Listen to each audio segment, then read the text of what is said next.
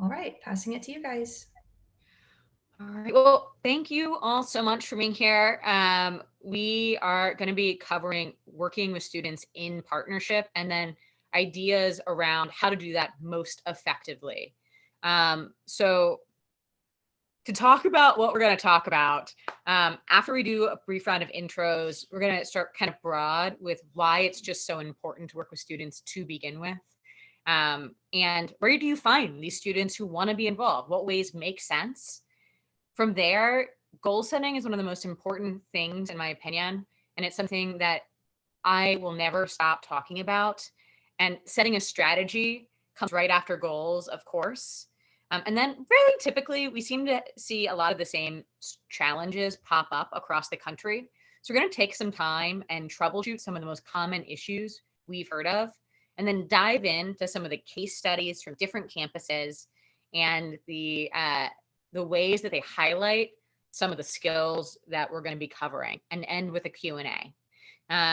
So just to introduce myself and the organization really quickly, my name is Kaylin Nagel. I'm the Affordable Textbooks Campaign Director with US PIRG, and I work really closely with the student PIRGs. So the student PIRGs are a student-directed, student-funded, nonpartisan political nonprofit that works to protect the public from powerful special interests and to win real world victories right now to improve people's lives.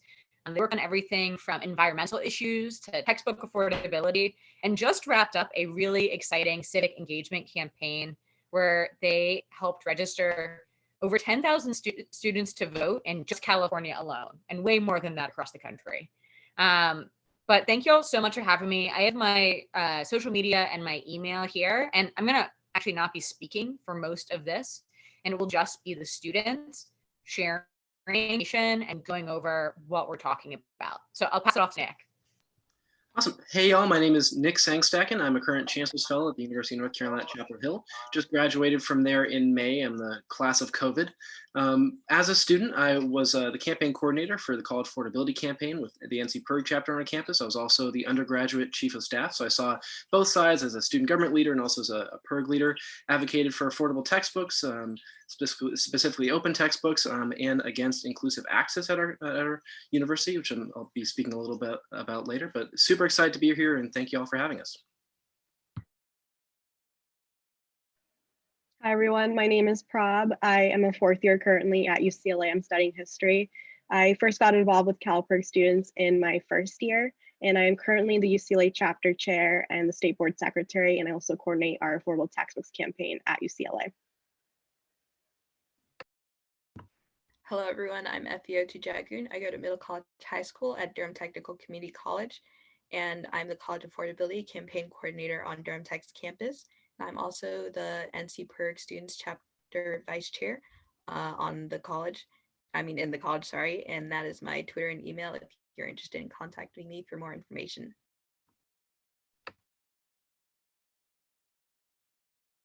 Okay, so first of all, obviously is going to be why we should work with students. And why should we work with students? Why does that matter? And first of all, students are the most impacted by this issue because they are the ones paying for textbooks, using textbooks, and seeing these textbooks every day in their classes. So of course they should be the most involved because they are the ones that are like most heavily impacted by this issue. And they are also independent from the university. So they're not as restricted in what they can say as, say, faculty who might have certain regulations and rules about what they can say about textbooks and what they can't say. And similarly to that, students have a very unique viewpoint because they are much more in touch with what's happening right now. And as I said before, they are the ones most impacted by this issue. So that is a contributing factor to that. And they also see things that faculty might not see, as you can see in that picture right there. This person is holding a sign that says, because of the price of textbooks, I had to give up buying a bicycle. And that might be a perspective that people who work at the university might not see. And students also have diverse skills, experiences, and perspectives that can make a program stronger.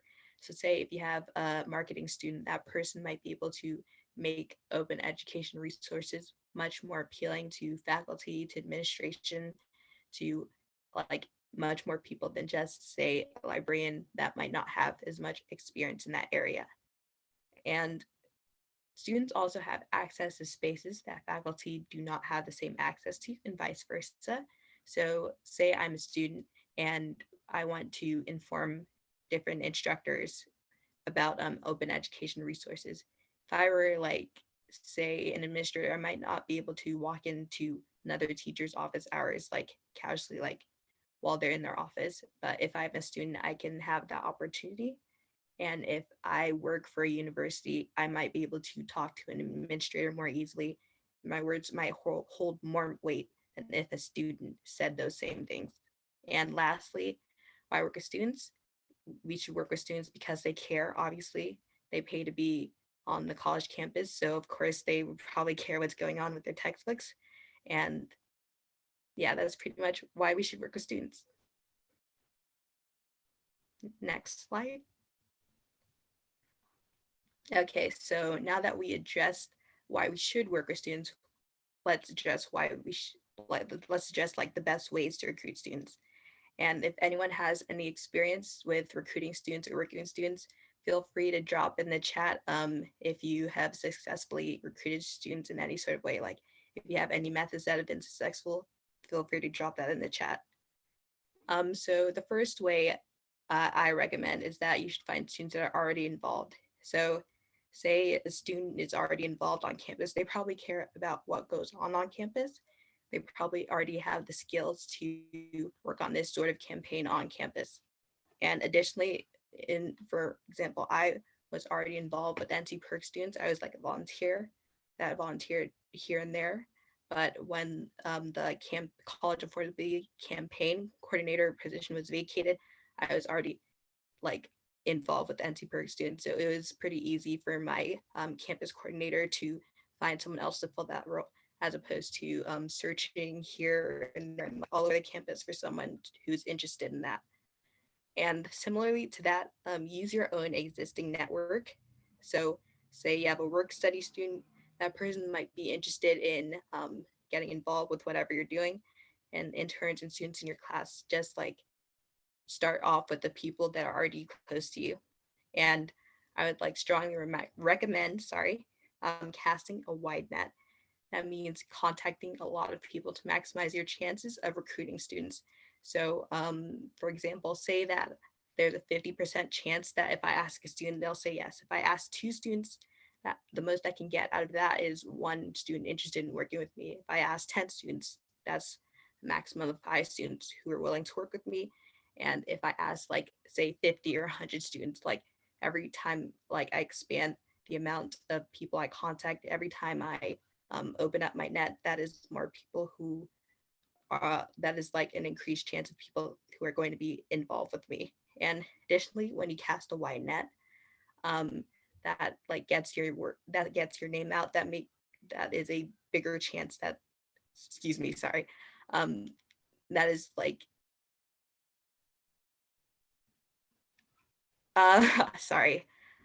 what I was trying to say is that students can do like help you with casting a wide net, but when you reach out to multiple organizations, that really gets your name out there and gets your cause out there, and that can strengthen your program and relationships with other people. And of course, lastly, I would like to say that keep your recruitment ongoing. And that means always be open to people joining. So students might not be aware that an opportunity exists at the beginning of the semester. So if they find out later, you don't like close the door in their face or anything. But that is like one potential of a person to be involved that's like gone because you weren't open to that opportunity for an extended period of time. And similarly to that, keep engaging people to keep them involved, like keep the people you contacted, like follow up with them, even if they say no once, like follow up with them at a later date to see if they are like more available to do whatever you're doing right now. And that is basically a few ways in which you can recruit students. The next point we want to discuss is goal setting. And the first question we always get here is why do we need a goal? Why have a goal? And the immediate answer is Because you need a plan. We only have so many resources, so much time, so we want to make sure that with everything we're doing, we're being as efficient as possible, and we're planning, and we're not just going out using those resources blindly. I'm sure those of you in admin see that all the time. We want to make sure we know what we're doing. And the best way to create a goal is to use the SMART method. So it's being specific, measurable, attainable, relevant, and time-bound or timely. And the example I'll use to kind of explain that is one we're using at UNC right now. So right now at Carolina, students are trying to get the university, specifically the provost, to institutionalize our faculty textbook affordability pledge by fall of 2021. What that means is students are asking the provost to make it university policy that faculty take cost into consideration when choosing their course materials, and we want them to do that by fall of 2021. So is that specific? Yes, we know exactly who we're reaching out to, and we know exactly what we're asking them. Is that measurable? Yes, it either happens or it doesn't. And one thing I want to mention on measurable is this is a place where we can use metrics that can be tracked. And as we go about our planning process, it's really great on this point of being measurable to make sure that you're going back. And if, let's say that in order to reach your goal, you need to get, I don't know, 100 signatures. If in your planning process, you can break down your plan and create action items relative to that measurable, that tracking point of your goal. So going back to our example, is our example attainable? Yes, at UNC, we have one of the most successful textbook affordability pledges in the country. It has almost 400 signatures. So there's a lot of support for that on our campus. And it's something we can do here and now. Next, is it relevant? Absolutely. At UNC, students spend on average about $972 every year on textbooks. So this is something that impacts our students, and it's certainly something that we can do and we need to do right now. And lastly, is our example timely and time-bound? Yes, we'd like to see it done by fall of 2021. That's a goal that is urgent enough where it will help our students right now, but also not too far away, it's something that we can do right now, and it's something that we can plan for with the conditions that we have. And as we go about the planning process, we can use that goal to actually, again, use those metrics that we're measuring to make sure that we're completing our goal in a timely process. One thing too, as y'all go about, I see you're using the chat down there. We would love to hear any goals that you have with your advocacy and specifically how you think, if you think they're SMART goals. So yeah, feel free to put those in the chat, and I'm gonna hand it off to the next slide.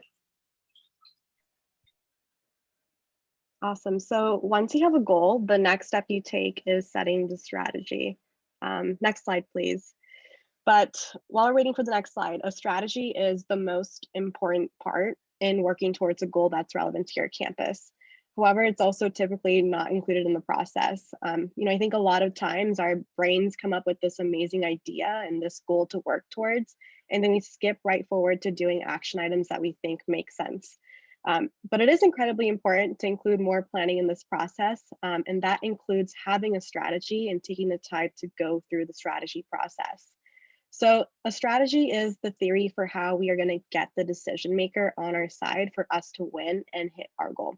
And at its foundation, the strategy is the roadmap of how we're going to hit the goal, and it should be your primary reference when you're planning. There is a process for coming up with the right strategy that includes first, actually identifying the final decision maker that's relevant to your campaign's goal.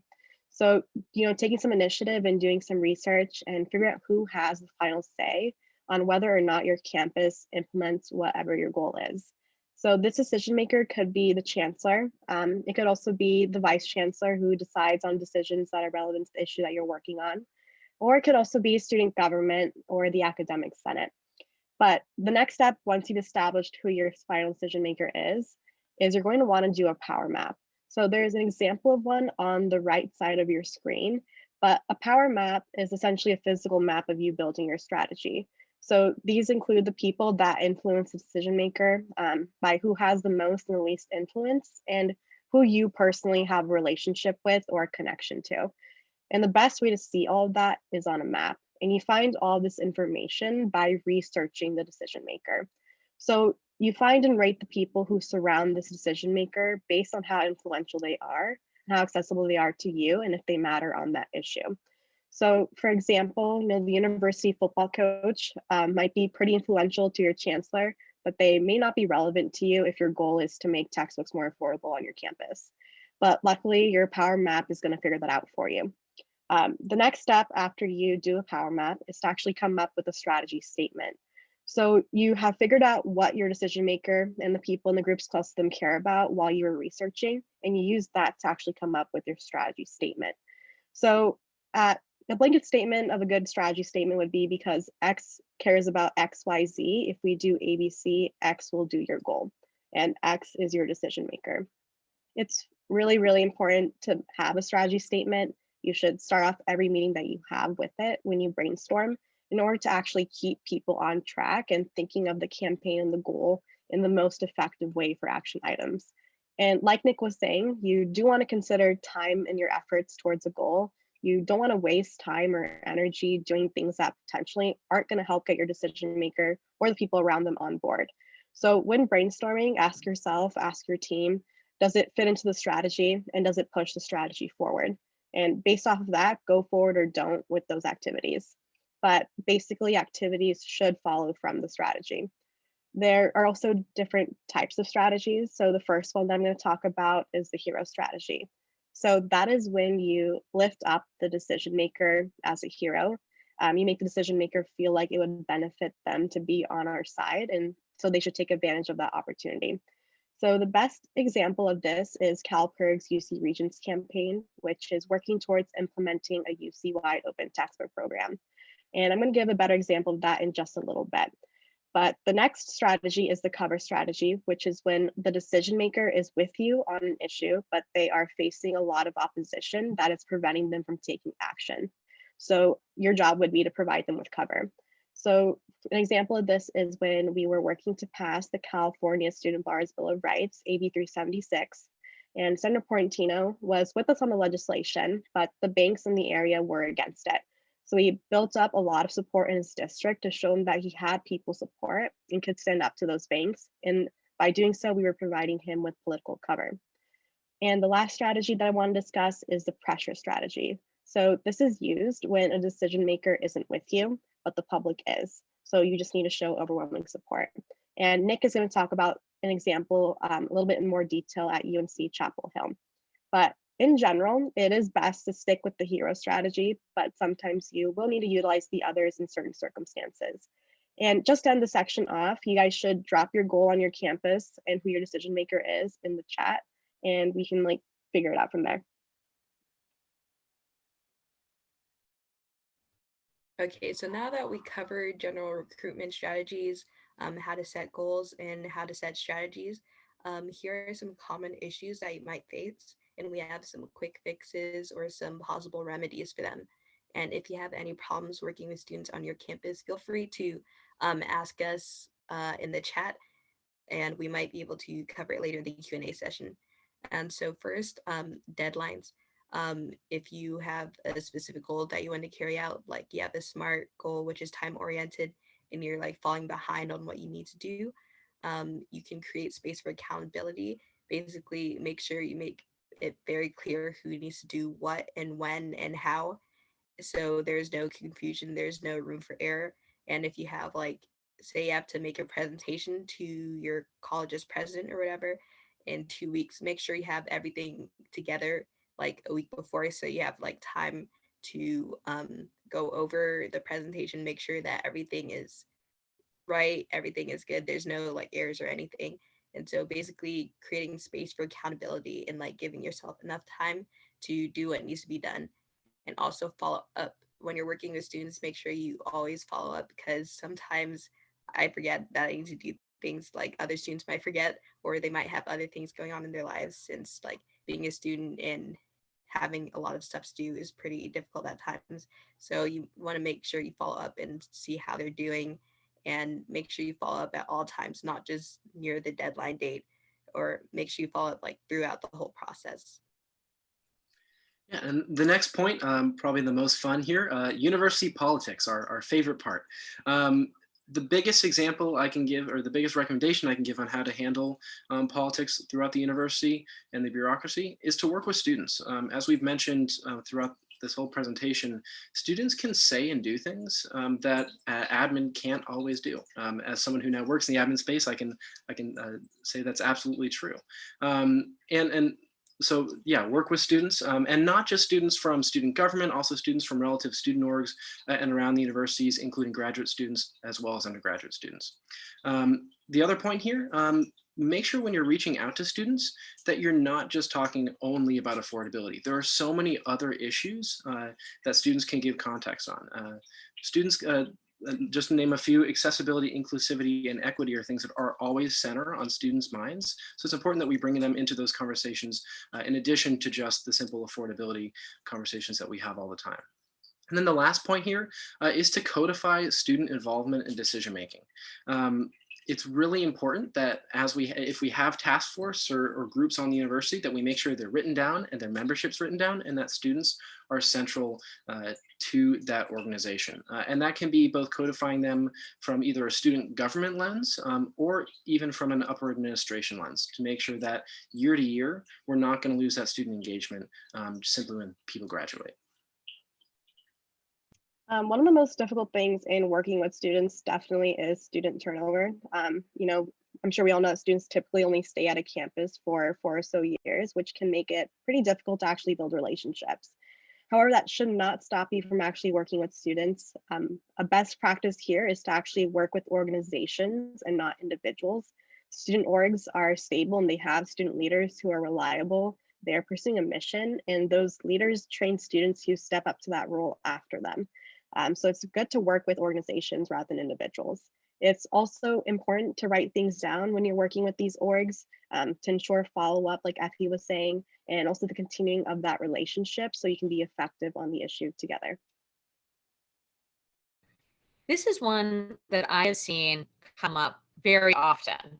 And it's just that people aren't responding. And I feel like one of the main reasons people are unresponsive to each other is not because they don't care, but because they're operating on different timelines. So students typically operate on a much faster timeline than faculty and staff. So for example, if you wait until the first day of class to start doing student outreach, it might take the students 2 weeks to get back to you because they've been inundated with beginning of term emails. And then you're able to set up a meeting, but you set it up for a month away. Well, now it's midterms and now they are stressed out about that. And then if your follow up to that is a month after that, well, now it's Thanksgiving and it's finals and it's winter break. And who even knows if maybe they're graduating in December. So it's really important to operate on student timelines and the student ebb and flow of work if you want to make sure that they're meaningfully engaged for the long term. And now we're going to go into some of the case studies where we're going to just illustrate some of the points that came up earlier through things that are actively happening on campuses. Okay, so this is an example of casting a wide net, as I was talking about before. So on Durham Tech's campus, we had an instructor outreach event, and this was during the spring before COVID. And so basically our goal was to inform teachers about OERs and also inform them about a grant program that was there for teachers that switched over to OERs.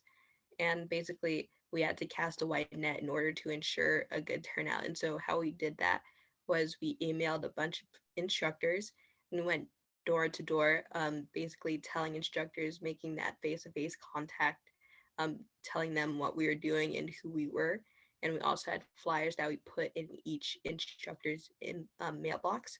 And so out of these 3 methods, the door-to-door is definitely more effective because it actually made an impact on the instructors because they actually talked down and saw someone as opposed to just some random email, some random unsolicited email, I guess. And so the thing about this is it does take time. You have to train students in how to basically talk to instructors, how to get their point across.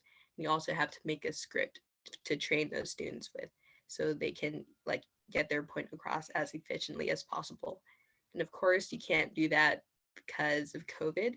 So I would say that phone calling would definitely be a good option so you can actually have a conversation with the person and give them a little background. but you can still also email people if need be. And while emailing is always a good option, but you can also do student outreach. If you have students that are taking classes, they probably know like more than one teacher.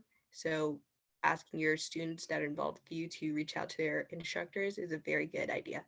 I will pass it on to Nick. Awesome. So our next example is, of course, pushing back against auto billing at UNC Chapel Hill. For those who missed the noon panel, our goal was simply to stop the implementation of an opt-out auto billing proposal at UNC. I know I talked a lot about goals earlier, and there's a kind of a caveat here. Our goal was rather simple. We just wanted to stop the program. Because we were working in the moment, we were trying to do our best to push back against the program. As more information came in, we didn't have as detailed of a goal as we would have liked, but our goal was still a smart one nonetheless. And the main tactics we used, there, of course, coalition organizing, that was probably the most important. We brought together a coalition of course, NC PIRG, as well as student government and admin. One thing that's really important to note there is we chose our coalition partners really carefully. Specifically student government. We knew that student government had the ability to pass in the Senate resolutions and in the executive branch memos. We actually passed a memo that kind of started the whole chain reaction, which ended up leading to our outcome. But they were able to provide certain pressure that other members of the coalition couldn't. And then the next point we used was grass tops targeting. So we looked at who are the decision makers. Specifically, we targeted the manager of the student store as well as director of auxiliary services, but other key administrators who we knew could help us make the change that we needed for our students. And of course, utilizing the coalition partners who could best communicate with those decision makers as well. And the third and probably most important point here was media. For those who don't know, a couple years ago, UNC was had quite a bit of bad press. We had just gone through the Silent Sand scandal, and administrators and leaders were sensitive to what was coming out in the local newspapers, specifically the Daily Tar Heel, our campus newspaper. So we utilized those sources to actually communicate what was going on with this inclusive access program to students. And we knew if we told the truth and we gave reliable information, that administrators and leaders would be really sensitive to what was being told in those newspapers. And throughout all those processes, and because of all those tactics, we were able to not only stop that opt-out inclusive access program, but we were able to create an opt-in digital delivery service, which looks more like how you would typically buy an access code or a material than any inclusive access model in the country.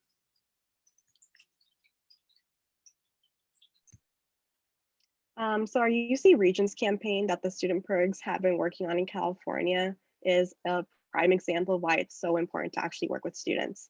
So this campaign is working towards getting the UC Regions to implement a UC-wide open textbook program, and it is a completely student-driven campaign. I was actually given the opportunity to start working on this campaign last fall, and now I'm helping to coordinate this campaign with other student leaders on 8 UC campuses. So we recruited a diverse group of students together. We followed similar recruitment principles to Effie's, so we could help push our strategy forward on our campuses. And this campaign, being student-driven, has been incredibly important. Students are helping to drive the HERO strategy forward because we are uniquely positioned to organize and collaborate with our fellow students in a peer-to-peer effort. And as members of the campus community that the campus is meant to serve, we've also been able to work really closely with student government, student media, and have conversations with faculty to actually get their support, as well as with campus admin. So the reason why we've been employing the HERO strategy with this campaign is because the UC recently pulled out of a contract deal with the journal publishing giant Elsevier, and that signaled the UC support for open access. And we also know that one of the priorities of the UC is to actually facilitate transfers to the UC from community colleges, which already have had these open textbook grant programs in place for years. So we want the UC to take their commitment to open journals a step further by extending that support for open to students with an open textbook program. So essentially our strategy is because the UC Regents care about the success of transfers and students in general at the UC, they've committed to open journals. If we get quality and broad support from students, faculty, and the campus community at large, the Regents will take the next step and implement a UC-wide open textbook grant program. So we started this hero strategy off with Regent Oakley. So we were convinced that Regent Oakley would be a fan of this because he helped implement a similar open textbook program at the community colleges. And he also cares about transfers to the UC. So we had a little bit more of a specific strategy here. It was because Regent Oakley cares about the success of students, especially transfers from community colleges, as well as the opinion of faculty. If we build up student and faculty support, he will help us implement a UC-wide open textbook grant program. And that is exactly what we did this past spring quarter at UCLA. We had conversations with a lot of students and faculty, and to get his attention, we went to Regents meetings and we were really visible and got a scheduler to actually reach out and schedule a meeting with us. And we met with him and he was supportive, and we learned what we needed to do to get the rest of the Regents on board. And we're continuing that work this school year. And CalPERS students having chapters at almost all the UC campuses has really helped us coordinate and show broad support from students. And there's currently no one else working in this effort. So it really is a completely student-driven effort. And like I mentioned earlier, students are uniquely positioned to make a difference on this campaign. And we've been able to lead on this issue at the UCs because we are the best ones to do it, and we do have the ambition to actually do so. Awesome. So our last example here is actually our most recent. I can tell you, I just got off a call before this, and it's going live any second now. And what I'm, of course, referring to is course marking at Carolina. So what we're doing, as you can see by those screenshots there, is we are actually going to allow our students to see the costs of their materials and their materials themselves before registration through our Connect Carolina PeopleSoft software. I should also note that this also includes whether or not a course is asynchronous or synchronous, which is really important, and syllabi as well. And the biggest takeaway from this project was it took a while. So the first meeting I had at UNC to try to get course marking was over 3 years ago. And I can tell you, for the people who were trying to get open syllabi at Carolina, they had their first meetings well over 10 years ago. So this is something that has been going on for a long, long time. But if you're patient, good things happen. And our next takeaway was jumping on opportunities. So with this program, it came out of COVID. It was a silver lining to COVID. We realized in the fall that our students needed more information about their courses during registration. Specifically, we realized students need to know whether or not their online courses were going to be synchronous or asynchronous. So when we asked ourselves, how do we help get students that information? We realized that we're going to have more stuff at registration. So we started out with that concept, then we moved to why don't we include syllabi to answer that question? And then once we realized we had open syllabi, we realized, oh, it's only a next one more step to get course materials and costs on there as well. So we utilized an opportunity and a silver lining of COVID to finally get to a place that we've been trying to get for years. And then our last point is to be nimble and adjust. It was never our goal originally to get syllabi and all these other things along with course markings. We didn't think it was going to be possible. But because we saw the opportunity we were presented with, we were able to adjust our goal and get a system that, in my opinion, is better off than anything we could have imagined. So we're really proud of that. Quick thing too, if anyone is interested in this type of system, it is run through PeopleSoft by Oracle. So if you use that software at your university, or you know people who do use it, please feel free to reach out to me. My email will be on the next page. It's nicksangstacken@unc.edu. We would love to help you and kind of show you what we did. And there are many more screenshots and things like that too. So yeah, thank you so much. Well, I want to open up the floor to questions for individual panelists or panelists overall. We'd also love to hear what y'all are doing to work with students and to work in partnership with students on your campus. So feel free, throw your questions in the chat, and we'd love to talk to you.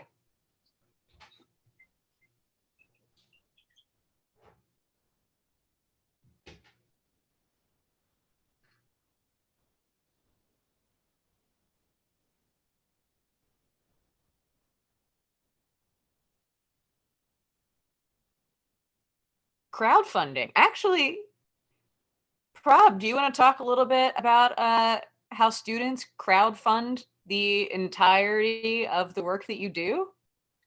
Oh my gosh, yes, I would absolutely love to. It's my favorite thing. So, CalPERS students, we're like a complete student-run nonprofit.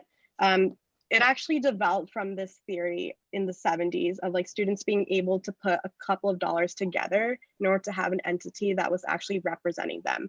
So we're a completely student-run, student-funded nonprofit. We're funded by more than 35,000 students across the state of California who opt into paying $10 per quarter in order for us to actually represent them and their values and their interests at like state and federal levels.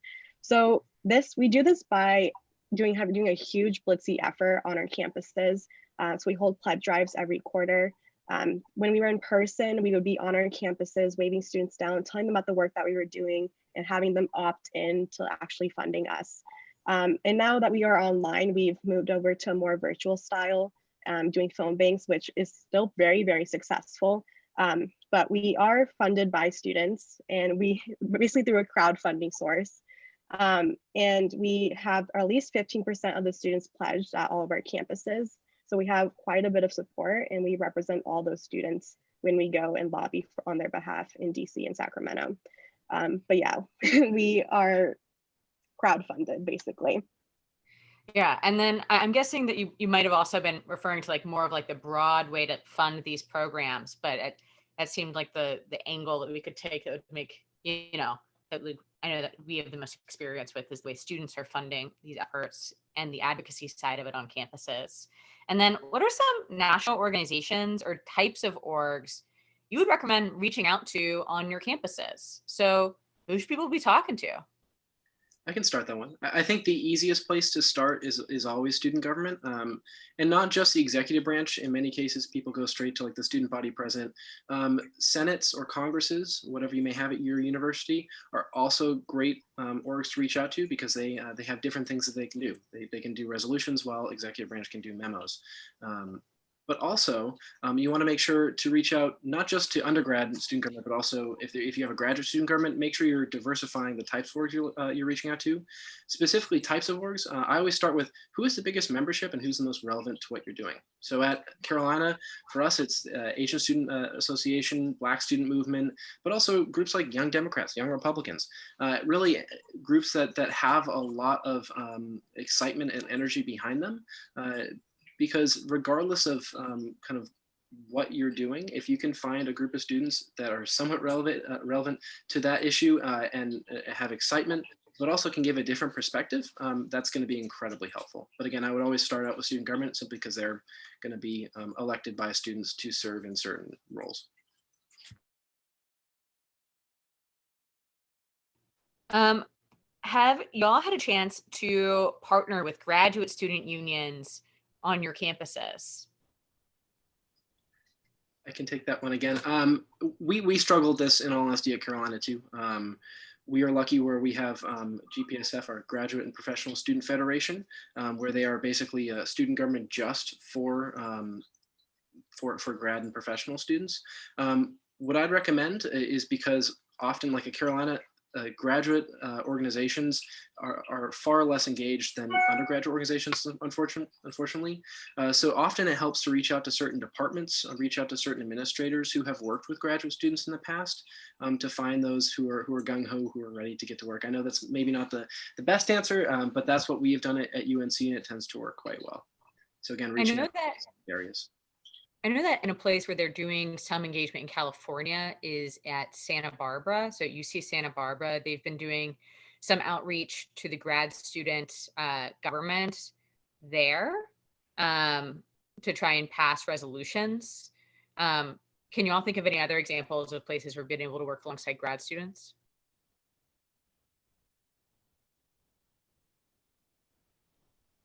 Broken record, but at Carolina, when we were doing everything with the inclusive access work, we were constantly involving our graduate student government, our GPSF colleagues who are working in similar spaces. What I found is specifically when we were working on open access work and journals, they were taking the lead. So we often would kind of partner with them on that work, and their issues tend to be a lot more specific to what we're doing. But we work with them throughout all of our initiatives at Carolina. That helps.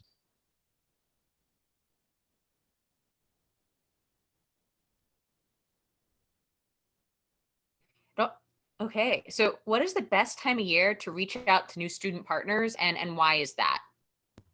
I'll answer this one.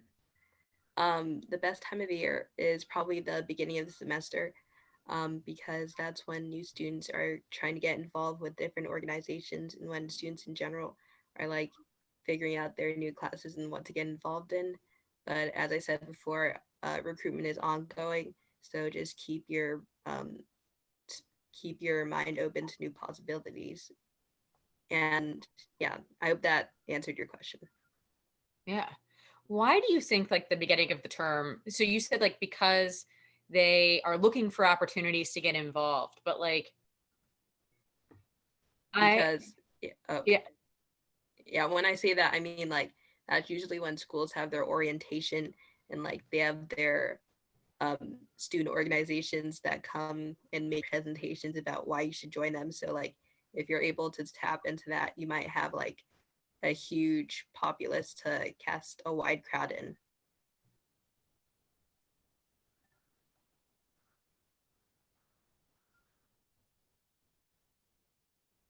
Okay. Any other questions about like how to outreach to students on your campus or work in partnership with them? Or anyone have any like exciting success stories that they'd like to share?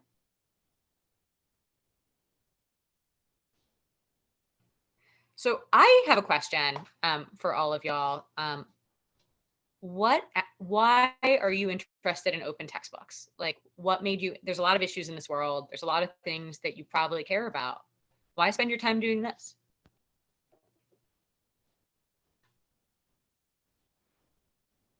That's for the panelists. Yeah. I can go first on that one. I get that question a lot. I think there are multiple reasons why. And I think the first was I saw an opportunity for tremendous impact on my colleagues and my friends. I remember when I first came to Carolina as a music student, in certain music classes can have just stupidly high textbook costs. And I saw my friends suffer, and I myself suffered when I couldn't buy those materials. And to see that much kind of going wrong when there's obvious and easy solutions like OER, there's a lot of possibility. And for me, that was the big thing, is I saw a tremendous opportunity to do good on my campus, but also to create a system that was more equitable and that was more accessible for students in future generations. For me specifically, open textbooks are just simply a better standard. They're a standard that doesn't limit students after they've already gone through all of the financial hardship of tuition. But it's also something that's free. It's easier for faculty because they can update their materials every year without having to deal with new editions. It's easier for graduate students because again, they can tailor their materials to their course. And again, it's easier for students because they can use whatever medium they want, and they don't have to deal with those high costs, and they can keep them forever. So I think for all those benefits, there's so much opportunity, and to me that was really exciting. For me, like textbooks has definitely been like a personal issue for me. Like, you know, as a person who is low income, first gen, I'm from the Central Valley in California. Like UCLA was the last place that I thought I would end up. I'm very lucky to get a lot of financial aid to even attend school there in the first place. And a lot of times like my financial aid hasn't been able to cover my textbooks. And, you know, I think our textbooks are what most students need to actually succeed in their academics. And to me also, I think knowledge is power in today's world, but it's being locked away from us in so many ways. And that's power that we as a collective, especially students who are the largest generation alive right now, that they miss out on that information. And college is oftentimes a financial risk that a lot of students take just to have a better chance at a more secure future. And like I myself have skipped buying at least 7 textbooks and course readers over the course of the past couple of years. And there being such a clear solution to this, which is open access to textbooks and information, it's just like the obvious thing to do. I mean, it could push society forward in so many ways, but also help so many students as well. And I think the best way to actually pave the path towards a better world is making sure education is accessible to everyone. I think it really does connect to everything. And that's like the biggest reason why I got involved in this campaign, like why I am driven towards like actually making it happen at the UCs and like engaging other students as well, because this can be something that affects generations down the line and can make our world an even better place. Well, similarly to Nick and Prob, I wanted to make an impact, and also this is like a really big deal to students. And I go to community college, so the tuition is lower than four-year schools, but you know, when you add on textbooks, like for 4 classes, that can be easily $500. And when your tuition is so low, that's basically like you're paying 2 tuitions pretty much. And so it has like a huge effect on people at community colleges, because a lot of times they're like lower income than people at 4-year institutions. So it has like a huge effect on them in that way. And I also think that education is a right, not a privilege. So we shouldn't really be throwing around $100 bills for textbooks. It doesn't really make sense. And then just another question is, what is the most impactful thing you've been able to do in the student activism and advocacy you've had with PIRG or with student government so far? And that could be on the textbook affordability campaign or one of the other issues that you worked on. And I actually want to shake up the order a little bit. I'd actually love if Effie could go first. Well, the most impactful thing for me, I don't know if I have one singular event, but you know, I'm not that old. I'm pretty young. So I got to see like a lot of different things that I haven't seen before, and like hear different people's experience.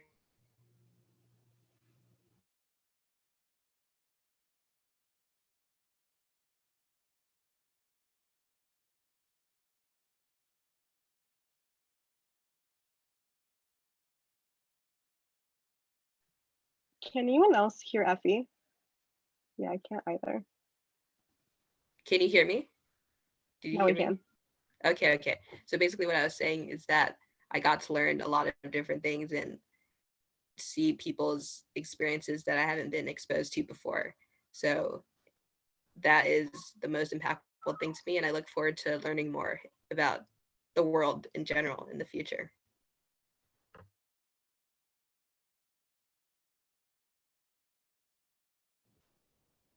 Anyone else want to jump in? I can go. So for me, I was, and shout out to Caitlin Vites, who's hopefully still online. I was incredibly privileged to be able to work with Caitlin in advocating against this Cengage McGraw-Hill merger. And I guess one of the just the coolest moments for me, and one of the proudest moments for me, was working with DOJ and just being able to stand up for decency and all of these ideals that we hold so kind of true: affordability, accessibility, inclusivity, to fight for those ideals and represent just so many students across the country was really humbling for me. And I'm really proud to come from to be a North Carolinian now. I'm originally from New Hampshire, but I've changed myself to a North Carolinian. Here in North Carolina, our Article 1, Section 15 of our state constitution says students, North Carolinians, have the right to the privilege of education, and to be able to fight for that right in Washington and represent all those people, it was really humbling and really cool, and only happened because I decided to get involved in fighting for affordable textbooks. So really cool. I love that you asked this question, Caitlin, because for me, it's like the student PIRGs and just being involved in this work and like being taught by Caitlin and Caitlin as well has had a really big impact on me. Like learning how to actually be effective on these issues and learn to make an impact. But you know, taking those skills that they've taught me and like actually like putting them into practice, I feel like the biggest impact that I've made was actually pretty recently. I think it was, oh God, what month was it? It was a couple months ago. I feel like time's not really real anymore. But I helped pass the Student Bar's Bill of Rights in California. So it's AB 376, I believe. So that was the bill that I was talking about earlier with the cover strategy. So passing that bill, lobbying Senator Portantino, getting it through committee where it was stuck, like turning him from a swing vote into a yes vote, and like actually passing it and like seeing it go through and like seeing it go on to the assembly floor, which I believe is like the next step, is like what I feel like was the most impactful, because like now I help protect so many student borrowers, and you know, hopefully that will also have an impact on the national stage as well. Well, those are all of the questions I had, but I do want to encourage folks who are interested. Our contact information is still up here. If you want to talk about engaging students more on your campus, or have questions about doing this, or want to make a plan, please feel free to reach out to me. My email is right up top. But also the students and Nick who are on the panel, their information's here too. And thank you so much for attending.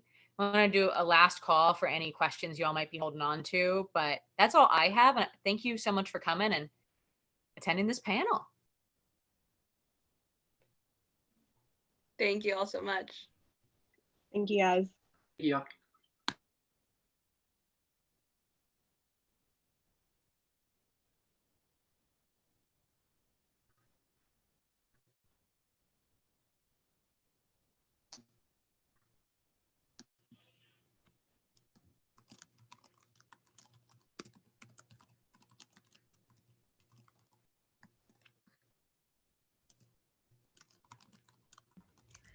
Okay, guys, I'm going to go ahead and stop the recording if y'all are okay with that. Yep. Thank you. Great job, everyone. That was super engaging. I really enjoyed it.